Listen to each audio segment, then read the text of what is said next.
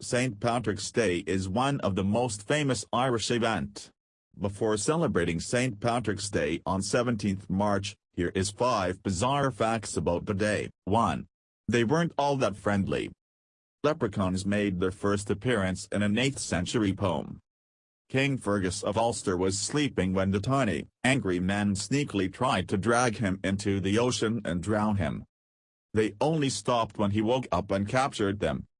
Unsurprisingly then, the creatures are said to have been untrustworthy, trickster figures who would deceive others whenever possible. 2.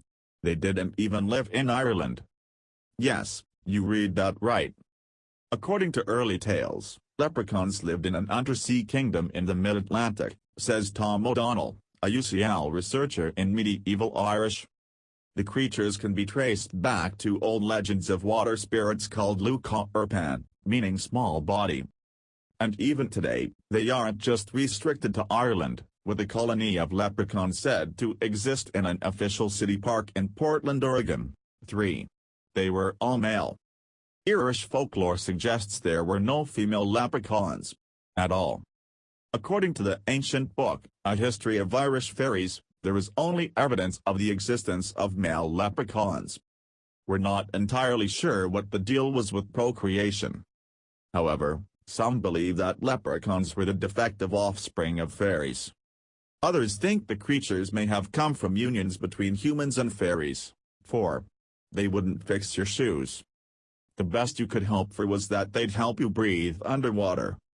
The leprechauns gave King Fergus that ability, provided he wore one of their cloaks on his head, or put herbs in his ears. However, the power did not apply to one particular lake, which of course, turned out to be the place the king had to fight the monster and later drowned. 5. The crock of gold and the shoes. They were added a lot later. According to Mr. O'Donnell, leprechauns were first linked to shoes in about the 19th century. And it may have been a 14th century poem that inspired current beliefs that they own a crock of gold in which they hide their treasure. A 14th century poem had a list of all the magic stuff that the leprechaun had in his bag. The gold might come out of that, the researcher told the Mirror.